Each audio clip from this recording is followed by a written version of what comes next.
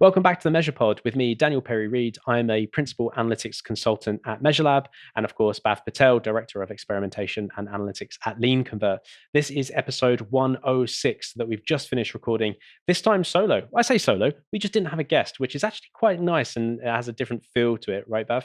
We just ended up talking about what a senior analyst looks like. This was actually a suggested topic that we found on, or someone suggested on Measure Slack. There's links to the conversation that spurred this conversation from someone called Ida on Measure Slack. But Bhav, we just spent the last 45 minutes or so talking about what a senior analyst is and how you get there. So what is it and how do you get there? I mean, I think you should listen to find out. I don't think we reached a proper resolution, but I think we agreed that a senior analyst role is one that is a complex problem filled with twists and turns. And it's not pure technical development, it's not pure soft skills. I know you don't like that term. I don't like that term either. I prefer to use the term life skills. And I think it's that continuation and growth of that situation and trying to put yourself in a situation where you're developing trust with your stakeholders who will then give you more ownership and accountability of things, which I think is hard to come by. So it was a chilled episode. I agree. I think we should do this more. I love the fact that we took a real problem that someone had or a question that someone asked on Slack and turned it into a podcast episode. It's kind of like, hey, we should do this more. So for anyone listening, drop it in the show notes, reach out to us on Crap Slack or Measure Slack, and or we'll just read through what you guys have said and turn it into a blog post, into a podcast, sorry. So without further ado, I think let's jump into the episode. First of all, Ida, if you are listening, this is dedicated to you. I think we mentioned at the beginning, but thank you so much for the spark of this episode, the kind of seed that created this. And we found it a fascinating conversation. Before we jump in, Bav, is there anything going on in the world of Bav that you want to plug? Anything at work that you want to talk about or anything else that's going on? Nothing that I can specifically think of. As always, join Crap Slack, follow us on LinkedIn, on Twitter, if you will. Dan and I are very approachable people, and I just think more people should reach. If there's anything I've taken away from this conversation, is that reaching out to people is a good thing. You know, if you feel like you're stuck and you just need a different conversation, or you need to hear some thoughts, I feel like it's always nice to reach out to someone who is completely removed from your situation and they can give you an outside perspective. How about you, Dan? What do you want to pitch? I've got one request from everyone. I've been, for the last couple of weeks, maybe longer than I expected to, I've been sending out a survey and I'm getting people to respond based on what the definition of analytics is. And I think this ties into this subject really well. And what skills does someone need to be successful in analytics today? And the reason I have this survey and I'm doing this analysis is because I feel like the term analytics is so broad that we collectively assume it means something that I'm not sure any one of us actually knows what the definition of the word analytics really means. Evidently, with the responses I've got so far that are actually quite varied and different. So please open the app, or if you're on our website, have a look directly below the player. Click the link that's in the show notes that says Analytics Survey. It should be the very top of that list, and spend the next couple of minutes while we're doing the intro to this episode filling in that survey. It's got 2 questions in there and you can be as detailed or as broad as you like. Please do it in the next couple of weeks. At the time of recording, we record this on the 19th of August, 2024. I'm going to keep it open for another week or two, and then I'm going to close it and do the analysis and share the results somewhere. Maybe, Bav, we could talk about it on a future episode as well. So please do that. Otherwise, enjoy the show. Okay, Bav, this topic actually came in from a listener. Well, I'll say a listener. They weren't a listener before we jumped in on Measure Slack, but they are now from what they said. They've now subscribed. So Ida, if you're out there, thank you for the suggestion. And hopefully this is going to answer some of your questions. But Ida put a thread or started a thread on Measure Slack on the blogs and podcast channel a couple of weeks ago at the time of recording. And I just want to read it out because it's given us a bit of an idea to have a bit of a discussion. And for full transparency, we haven't done too much prep behind this, but I think it's something that could be fun to riff on. So let me just repeat what Ida says on Slack, and I'll put a link to the full thread. If anyone's on Measure Slack, they want to jump in and read this thread, then feel free to do so. I'll put a link in the show notes. So they said, I've been in the analytics game a little while now, but I've been wondering lately about what an ideal or expert analyst looks like, something to aim for in my next few years. I've read some blog posts here and there, but a lot of them are aimed at people starting out in their career as opposed to people who are reaching further. Does anyone have any recommendations? So there we go. That's what they said. Bhav, me and you, I mean, I'm not going to read through the entire Slack history on that thread because I think people can jump in there if they're interested. But essentially, I jumped in there saying a couple of things. You jumped in there saying a couple of things. And ultimately, we thought it was a good idea to talk about it and maybe give Ida an episode of a podcast to be able to listen to get more of a reaction from us. But also, I think it's more broad. It's something I've seen in the analytics and being an analyst myself for many years. I even went through this and I'm still going through it myself. And I think it's a fascinating subject that either you're not alone. Everyone in this space is thinking and going through the same kind of thing. So maybe to kick things off, Bav, you jumped in with something interesting on the thread saying that actually there's a reason why there's not a lot of content out there. Let's kind of start there and see where we go. Thank you. Yeah. So first of all, Ida, this show is dedicated to you. I always wanted to say dedicated to someone. Anyway, thank you for the great question. I thought this was a fantastic question to jump in on. I'm glad we did get a chance to first respond to you first and foremost, but I'm glad we're also taking the time to talk about this because it's an important topic.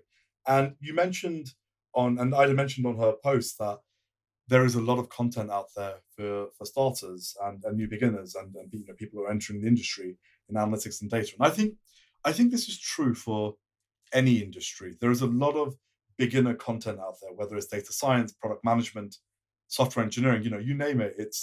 There's a lot of beginner stuff. So I think to start off with, I think understanding the main cause of why that is. And for me, what I believe is the main cause of why there's so much beginner content out there is that because I think the foundations are quite universal. When you think about like entering into any discipline, whether it's product, analytics, data science, software engineering, marketing, whatever, a lot of the foundations are going to be they're going to be quite samey, for lack of a better word, and you have to build on those foundations. So I think it's easy for people to write content about that because it's so universal. And when something is universal, you can get better reach out of it, and there's going to be a lot more people searching for it. So the more niche the topic becomes, ultimately, just for you as a writer and someone who's maybe trying to build a name for yourself in the industry, it's easier to go after topics that have the most broadest reach, and there's nothing more broader than entering the industry. So that's my view on it, and that's probably why there is so much content on beginner stuff as opposed and so little content. But I think the conversation goes deeper than that, and I think that's what we're going to explore. What are your thoughts on this, Dan? I agree. Initially, I just want to say I agree, and it's actually something that's related to. I think if you've been listening to this podcast for a while, you know that I do training, and I train people in technology like Google Analytics, Tag Manager, data visualization, and people have always asked me, well, people ask me occasionally why I don't do advanced training, why don't I do expert level training in these tools? I class myself as an expert user in these tools, but actually, training is relatively standardized. There's a path of best learning how to approach certain subjects, how to start using a technology to do the basics really well. But once you go beyond that, once you get into the expert, and it becomes hyper specialized, and then it doesn't make sense to train a group of people in exactly the same way. That's where it has to become a bit more personalized, or it has to become less rigid in terms of the agenda and stuff. It has to be a bit more malleable and flexible. So when I do sort of like my training, it's very much kind of like you can be fresh into this. You don't have to have any experience, because I'm bringing everyone along that journey of how to think like an analyst, how to do the stuff that the tools allow. But going beyond there, that's where we need to spend time together, one on one, maybe even just to go into specific use cases and nuances, because no two situations are ever the same. And I think that's maybe what Ida's finding here is saying, if I'm getting started as an analyst, there's loads of resources like how to learn SQL, or, what best processes are there around how to use Python, for example. All these things exist out there. And let's be honest, it's relatively simple to write content for beginners in that way as well, because it's relatively similar and standardized.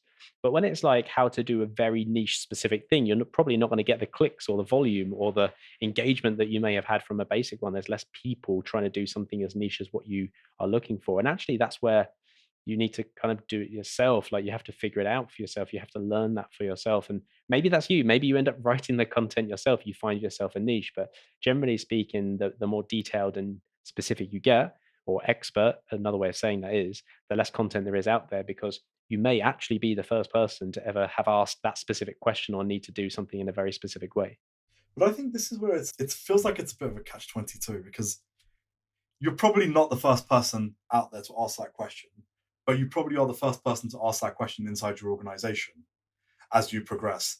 And normally you look for support within the organization, because whilst you may not have the specialist support that you might need, you'll get the contextual support. So people will understand your problem better than anyone else. And I think this does go back to, and you know, I think this is the root cause of it. The main problem with writing content for that is hyper specialist. And I don't want to say hyper specialized, because actually it's not hyper specialized. The use case of it might be hyper specialized, but the approach, the analytical methods are quite general. It's just that when people need them, it's staggered, right? When you're starting off, the needs are almost exactly the same for everyone. You need to learn, as you said, Dan, you need to learn how to code or write SQL. You need to learn how to use Google Analytics. You need to learn how to build event tracking into GTM or whatever it might be. But as you start to approach like business context and you understand what's going on, the needs then become very specific in that time. And you know, like Bav. So let's bring it back a sec, right? Because we're talking, we're agreeing too much basically, and I want to bring it back into something where we can have a bit of a discussion around. So we're both saying how there's niches and et cetera, et cetera. But I suppose let's start with the real idea of like, what is a senior analyst? Like, what does a better analyst do differently to a junior analyst? Like, why is there such a distinction, and why do we put these labels on something like this? Like, what is the real difference? yeah, so I think that's probably a better topic to go down. And I think it touches more on what Ida was asking, which is what does the ideal expert analyst looks like. And when Ida says ideal expert, I'm assuming she's, you know, Ida, I'm assuming you're still referring to a individual contributor, because I think seniority starts to split as you get into that sort of like senior realm. You have your IC path and you have your sort of like head of and people manager path. Now, I'm going to make the assumption here you're talking about a IC path. That's not to say you can't go down the people person path later, but I think the senior analyst is, it starts to transcend things like skill sets, and it starts to move into things like impact and the ability to influence people and understand the problem and find solutions quicker. And I think that's potentially what differentiates someone who we would quote unquote classify as a junior analyst to someone who is, you know, potentially quote unquote a senior analyst. Yeah, I mean, look, I agree. So the first thing is like the kind of technical skills will never ever be completed. Things always change. You're always going to learn new stuff, and actually, you learn through doing. So there's no way of like training technically and learning technical skills and then become senior overnight. Like that's not how that happens. I think for me, when I was reading Ida's post, I think my initial reaction was there is no kind of like line you cross and become an expert or senior. I think it's so great. Like there's no evolution into another role. I think unless your company does it based on pay salary scales or something like that, I mean, your job title actually is not relevant here. I think it's about two things. It's about accountability and trust that the company has in you. So for example, if I need to make a business critical decision in, let's say I've got a budget of $1 million a month marketing campaign that I'm running, and I need to make a decision on 50% of it needs to go, which 50%, right? Like that's a hypothetical, it's never going to happen. But are you going to give that to a junior analyst, or are you going to give it to someone who has proven themselves, who we can trust and has the accountability to make that decision, and we kind of trust in them to make the best decision in that matter? Now, the technical proficiencies of our junior analyst and senior analyst might actually be the same. They might be using the same tools. They might come to the same result. But I think there it's about the scale of what you can do, the impact you can make, and the trust you've earned in the business to be able to be given that question or problem to solve in the first place.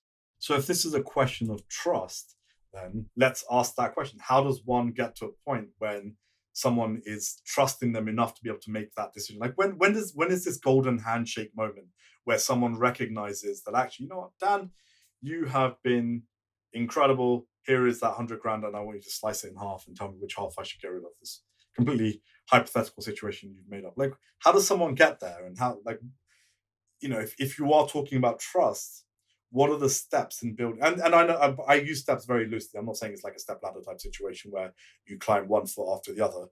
What does trust look like? Is it a case of you're understanding the business problems better, you're understanding the needs of your stakeholders before they even ask them? Do you understand them better than they are than they've initially let you on to believe, and do you understand the real, the root cause problem potentially? So what is the, I guess I'm trying to understand, what is the handshake moment?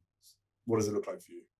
Yeah, there's a couple of things in there. I think just to kind of pull them apart a little bit. I think the first one you mentioned there is around like, is really around the practical experience. Like your first thing you do at an organization, even if you are whatever job title, you're not going to be given this hypothetical problem to solve, right?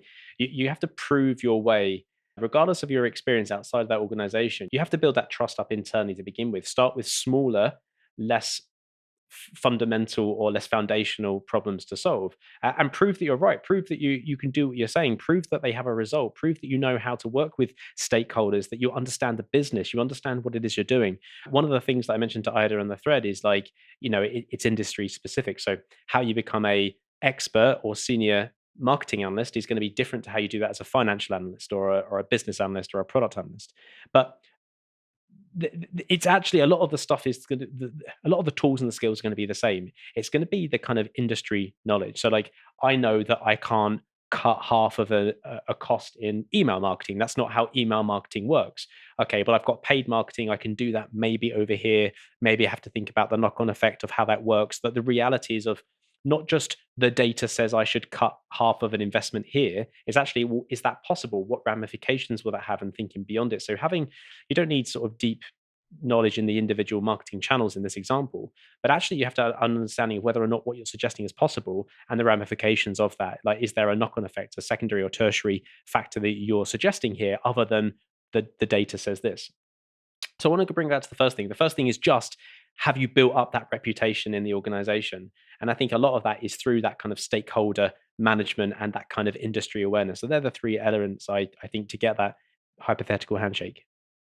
So I don't want to say like disagree or agree on this point with you, because I think you said roughly what I was thinking anyway. But I do just want to bring it back to the point around industry expertise, because I think what happens is that people get to this point where they go maybe too deep into one particular industry, to the point where they're unable to think outside of the box. And actually, if I think about sort of like my own personal career, and I've been very fortunate, I've never put my career down to sort of, well, I've been lucky, but I've also worked very hard. But I think what really helps is, for me, I try to put myself in situations where, even if I don't know the underlying situation, so like product, or specific product or marketing, I've built up that trust, as you said, Dan, that someone trusts me enough that I will go find the answer. And I think that's the crux of it, is that when you become a senior, you're not necessarily expected to know everything there is to know,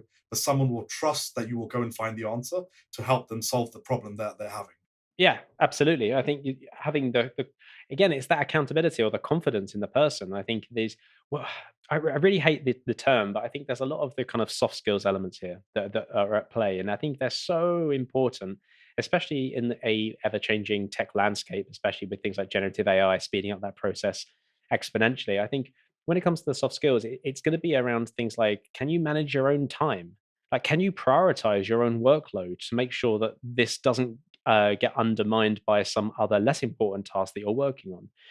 Do you have good communication skills? Can you communicate with the people to make sure that if your suggestion essentially is making, let's say, a team redundant or a bunch of, or an agency redundant, like, are you going to do that delicately and appropriately? Like, are you going to have conversations with people beforehand? So I think there's a lot of elements here whereby the thing that I found with a senior person in the world of data is actually the ability to manage themselves and the process, the project, the task flow, whatever it is that you use better, manage yourself better, know your own limitations. Like you said, it's not about having the knowledge yourself, it's about working with a team and working better with the kind of tools and the access you have. If you are a solo person, there's a lot more onus on you to be able to bolster out more skills, or maybe more fully rounded. You don't have the luxury of working with other people to kind of fill in some of those specialist gaps. But I don't think it changes dramatically. I think if you've got good communication, if you've got good stakeholder management, if you've got good prioritization and organize, if you're organized, these are assets that I see in senior people that you don't always see in junior people that take some time to grow, because people don't teach you this at school. People don't teach you how to prioritize and manage a calendar. They might teach you how to use SQL and how to use data, right? But these are skills that maybe some people are coming into later in life. They're realizing, oh shit, this is important. We need to make sure that I can reply to an email on time and not sound like a dick when I reply. Like, these are things that you do have to learn as you get into the workplace. And I, for one, had to learn that as well. Like, this isn't something that, I inherently knew how to form a business email. Like, it's just an unnatural thing until you start doing it, right? Yeah, and it's really funny because as you were talking about this, I was thinking, actually, you're right. Like maybe the focus when it comes to becoming a senior, because I think your technical skills continue to develop. It's not like one day you become senior. It's like that's it. I've stopped learning everything there is to learn. But you start growing in different ways. So your technical skills will still continue to develop because there are so many new things that are always being that are happening and new problems are always to solve. But I was, as you were talking, I was looking around sort of like my desk because I have a whole. I'm an agent of chaos. I will never show anyone my desk, but there are a few things that have never moved on my desk, and some of them are my post-it notes on my screen. And I'm going to read some of them to you because they're kind of around this, and I hadn't really labeled them as senior topics. They were just kind of like serving as constant reminders. One of them is trust comes from saying trust comes from doing what you're going to say you're going to do. There is what's the cost of saying yes? Do I need to do this right now? What can I offer? Does this have to be me? And I have relentless focus. Those are kind of like the top post-it notes I have. And I think if I think back to my younger days, I never would have had that. What's the cost of saying yes? Does it have to be me? Trust comes from saying what I'm going to say. Trust comes from doing what I'm saying I'm going to do. There you go. Dan's showing his notes, and I think it's from that mindset. It's that maybe like actually seniority is about that shift in mindset. So okay, I think if we kind of agree that at this point there are aspects of yourself as a person that need to develop that will really help separate you as a senior to a junior. They're really evidential. They're easy to see. They build trust. They build reliability. They build all of the things that we think contribute to someone who we look at as senior and say, you know what, I trust this person. They're senior. They're going to do what they say they're going to do. They're going to do it to a high standard, and they're going to do it on time. If we go back to Ida's question, do you think there's more in there? Because Ida was specifically asking about finding like content, and what if we were to, let's say, create content? What would that look like? I want to pull back again slightly, sorry, before we jump into the content side of things, because I think once we nail down what that direction is, there will be content for it. So, or at least that's my hypothesis. Whether we get there or not, that's the second thing. So the first one is going to be something that you mentioned at the beginning, which is that, or debunking the myth that to be more senior, you have to manage people, and that's not true. I think that, like you said, I see individual contributor. I think defining that for yourself. Do you want to be a manager? Is that something that's likely to be in your future? Because that, for one, gives you a path to become a more senior, well-rounded member of the team, because then you can develop in those skills that way. And if that's new to you, like it was for me a long time ago, there are resources out there on how to be a good manager, what management styles, personality types, and understanding the psychology of teams and team management and teaming. So if management or line management or mentorship is in the future for you, then that is a good area for you to research and look up content around. If it's not, then there is loads of stuff. And I think that if you're going to focus on the IC, and you're always an individual contributor, regardless of how many people you manage, or at least that's my ethos, is that you never forget how to do this the stuff. But when you're on the individual contributor side, you're quite right that the access to existing material is often harder to find. Inherently you'll be out there, but I think that's where networking and mentorship comes into play. And I think that building a network or joining communities and becoming, you don't have to be like a social influencer, you don't have to be a name out there, but joining other people that are in a similar position to you, or maybe where you want to be. I think that's a key part of this, and learning from the communities, the meetups, the events, the online sessions, the YouTube channels. I think that's where I suggest. And I think that's, you won't find the content, but you find the communities where the content will sort of bubble up in. Yeah, and I think there is definitely a learning mindset, but I don't know if it's strictly tailored. Like if you don't have a learning mindset, can you ever develop as a senior person? I don't know, maybe you can, but you'll probably hit a ceiling very fast, especially if you want to go down the IC route. And it's really interesting. You mentioned the questions you have to ask yourself as you're developing as a senior. I think when you are when you recognize that you're on a path that is headed towards seniority, you're going to come across like constant crossroads. And I think as a senior, being able to make those decisions and make those decisions without regret are going to really separate you. Let's take a hypothetical situation. You enter your first, you're approaching your first crossroad, and that first crossroad is going to be, do I want to stay in IC or do I want to become a people manager? And both of them come with like really good benefits and like trade-offs. Really good benefits and things you're going to learn, and amazing journeys and experiences that are going to come along the way. But they come with trade-offs, and maybe as a senior, being able to make those trade-offs and recognize them are going to be an important part. So this is something that you're probably not going to read about either. But as you develop down, let's say you go down the IC path, no one's going to throw learning, people management, team dynamics, all the things that Dan was just talking about at you, because you've clearly expressed an interest to become a specialist, and you specialize in that route. And then let's say you go down the other route, which is down the people manager path.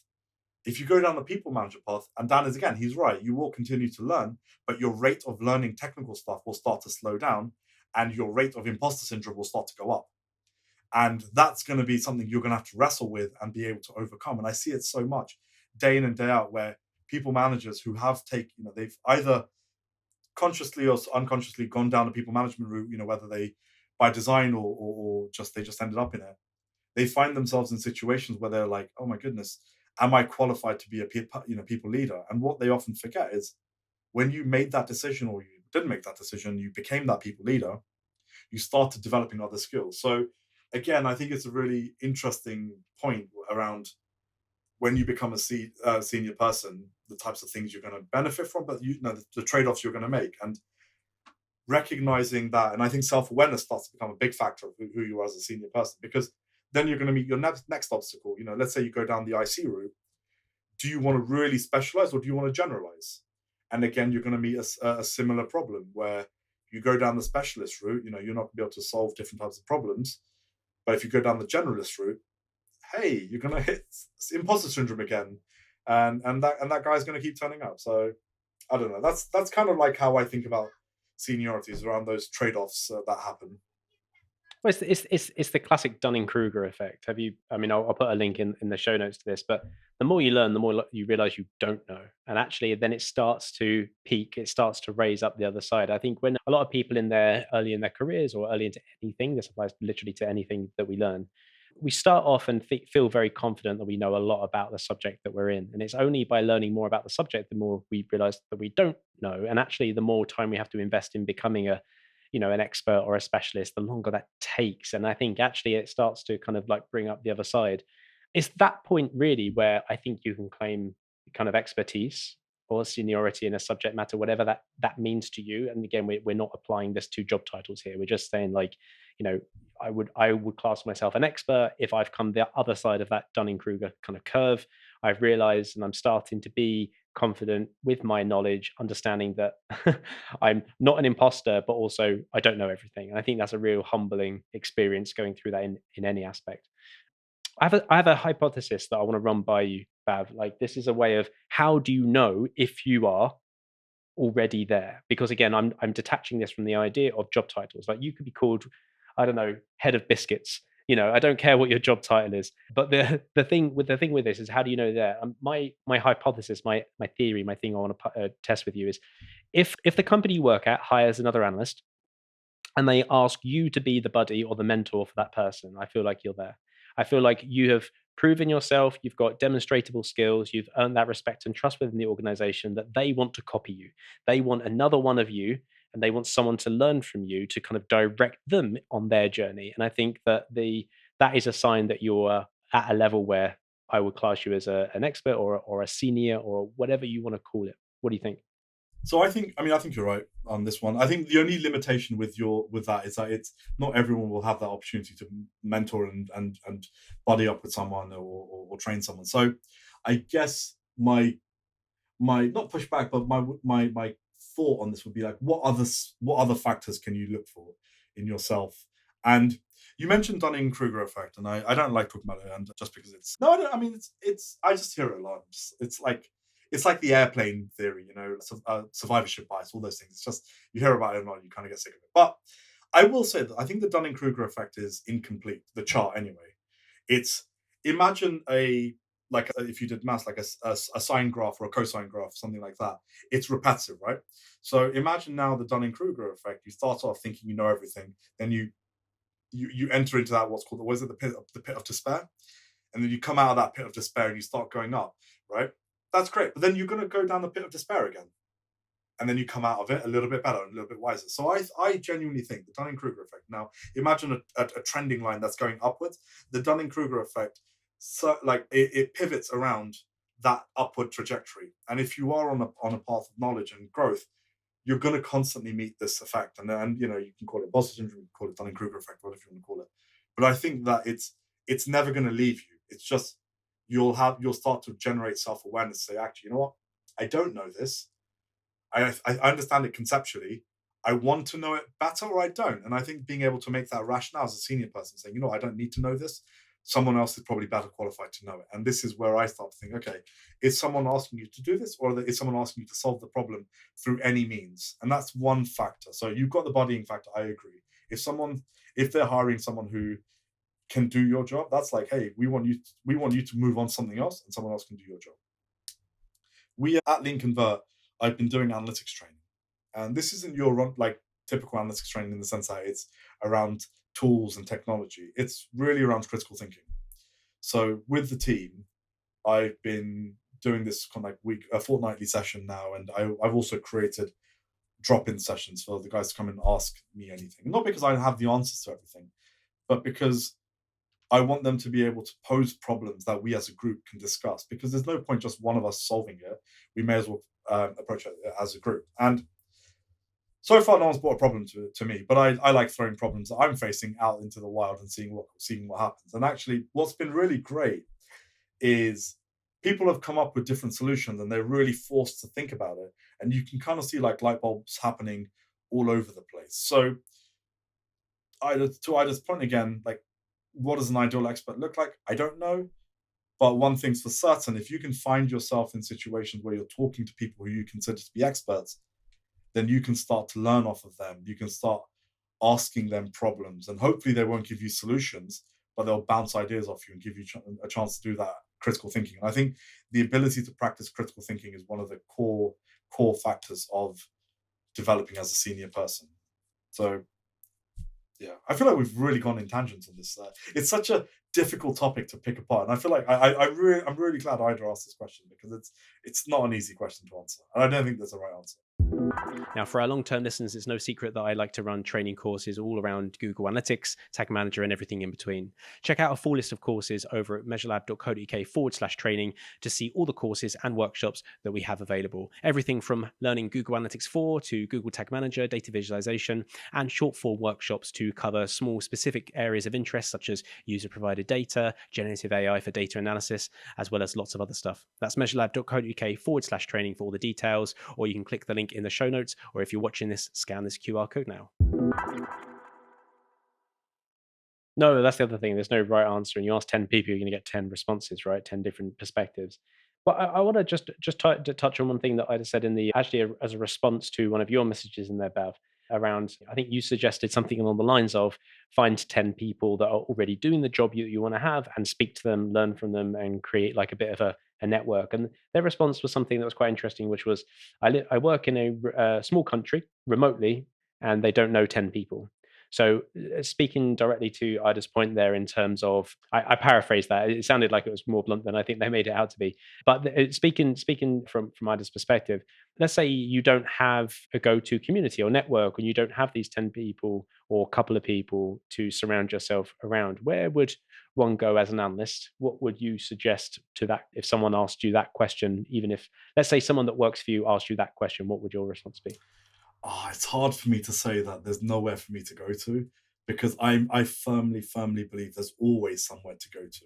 I think we live in the golden age of information, and social networks and you know whatever. There's so much information out there. I would literally put it out there, and I guarantee someone will step in and say, "Hey, have you considered Measure Have you considered Crap Talks? Have you considered this person or that person or LinkedIn?" And they're not all going to be winners, but the idea that you working in a remote country and you don't know 10 senior people, that for me shouldn't be a blocker. I think if you really want to find someone, you definitely can. I mean, I'd asked this question, and off the back of it, you and I both jumped into this conversation. So right off that one single question, which I'd asked in a community, can I just say, of people who are really well qualified to answer this question. I think any recommendations on there, and I'm sure like you and I could probably put either in touch with like 5 people each to get to that 10, and those 5 people could probably recommend 5 more people, and then the network effect kicks in at some point, right, where everyone recommends someone, and then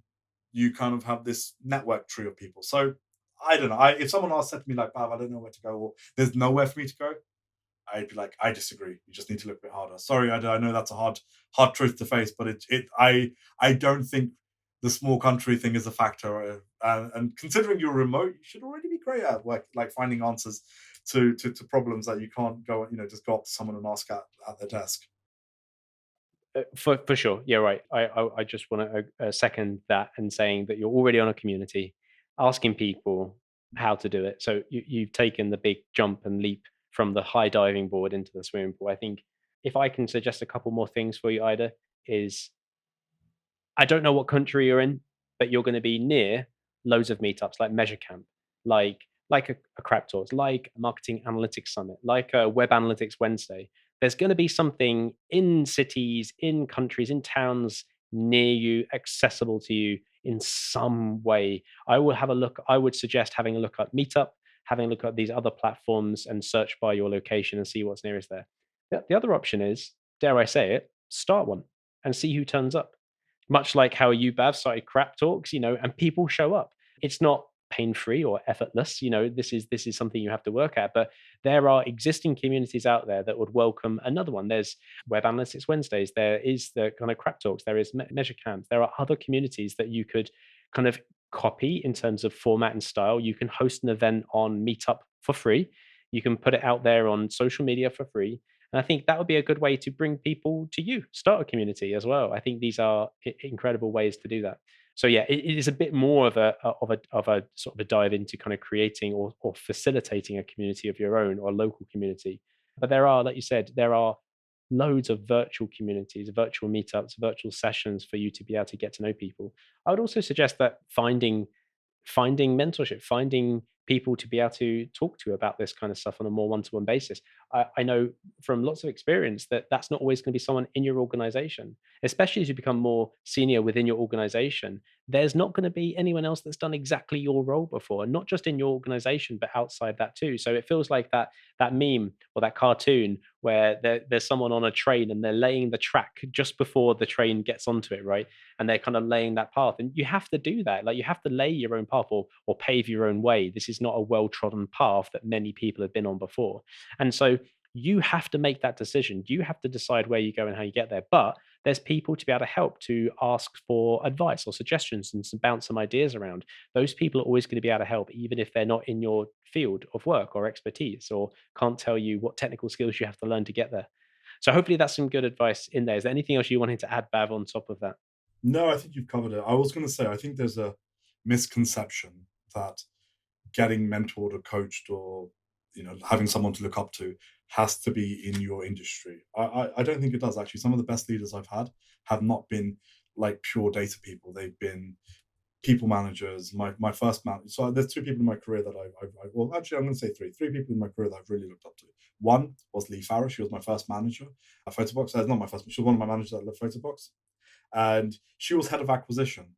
And from her, I learned about empathy and people management and what leadership looks like, in a very human approach. Then my second sort of like the person I looked up to was Ed Goldfinger. He was the CFO at Mo, and he was my manager at the time. And whilst Ed is numerically minded, he spends more of his time in financial analytics as opposed to product analytics. And actually from Ed, I learned everything I needed to learn about, not everything, but so much of what I know now about stakeholder management, stakeholder relationship, expectation management. I actually owe him for like kicking my ego down a notch. I think I used to have this like gigantic ego that I would be like, I walk into rooms and, oh my God, why doesn't everyone know what I know? And actually, it was working with Ed that I realized that you don't have to be, I think he even said, he goes, Bhav, you don't have to prove to everyone that you're the smartest person in the room.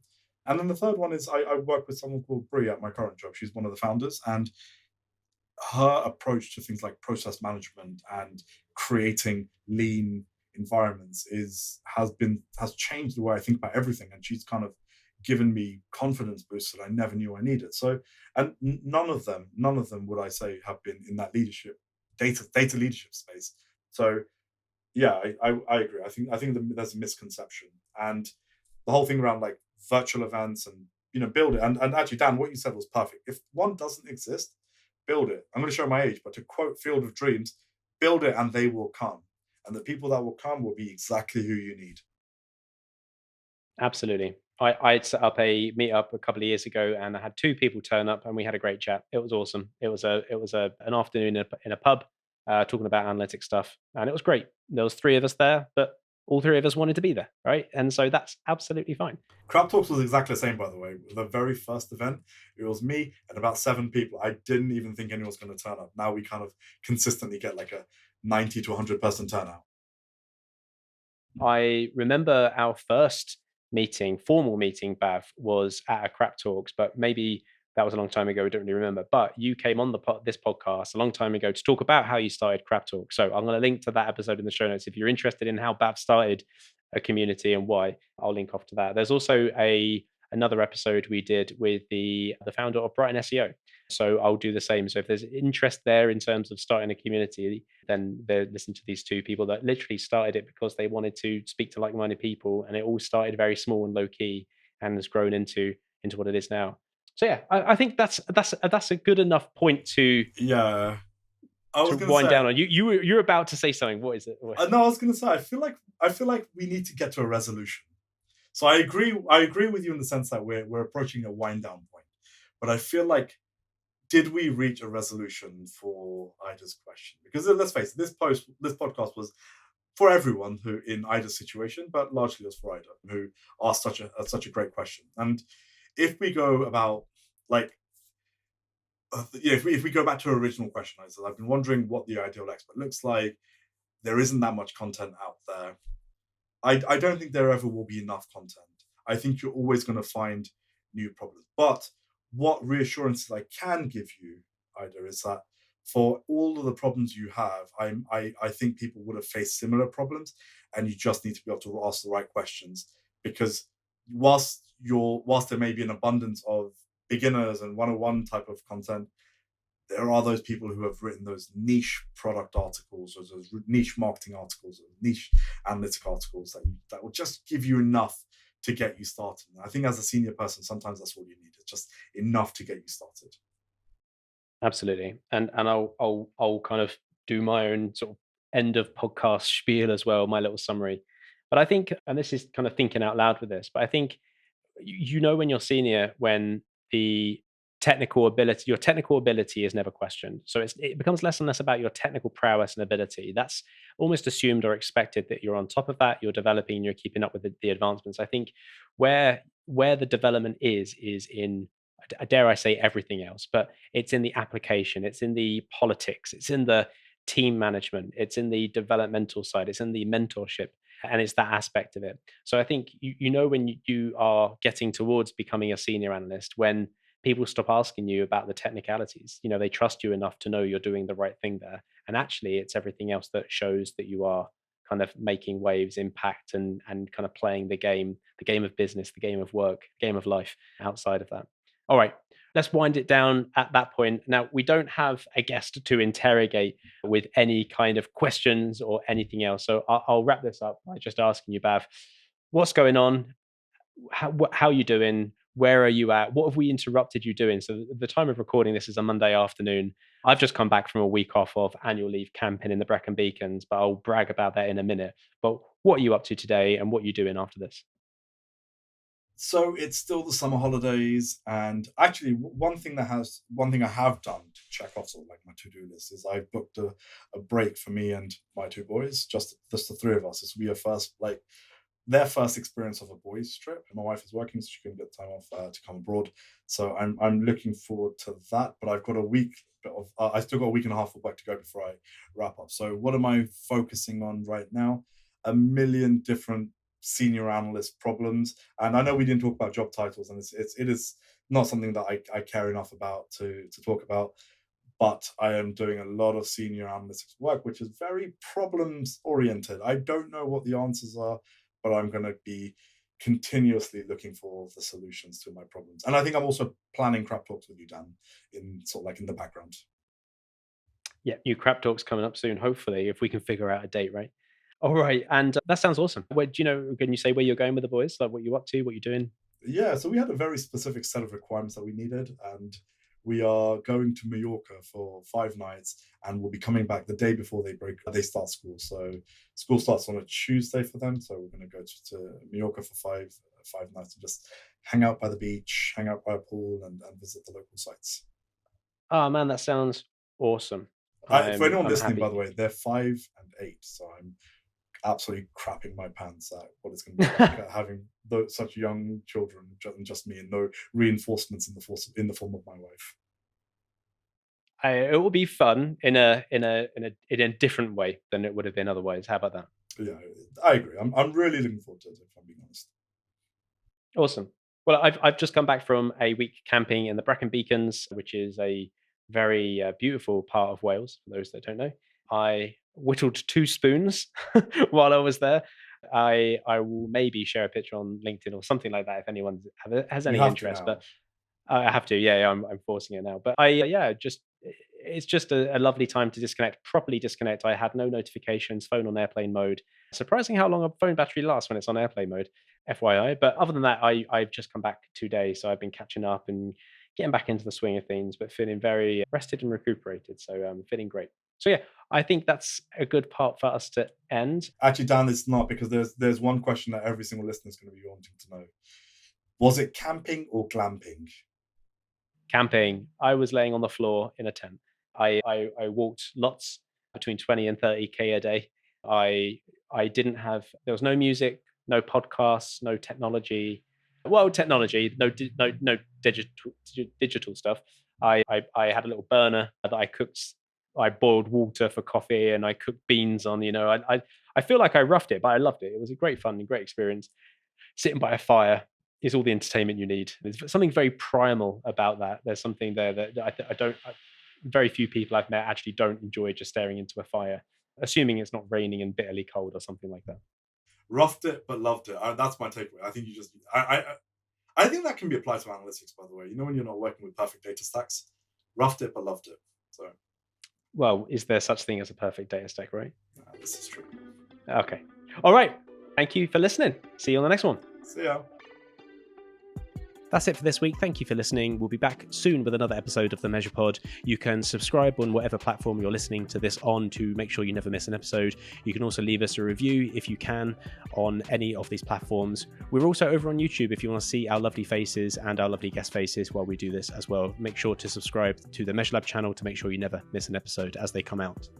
If you want to leave us a review, that would be hugely appreciated. You can do that on most of the podcast applications, or there is a form in the show notes. You can leave feedback directly to me and Bhav.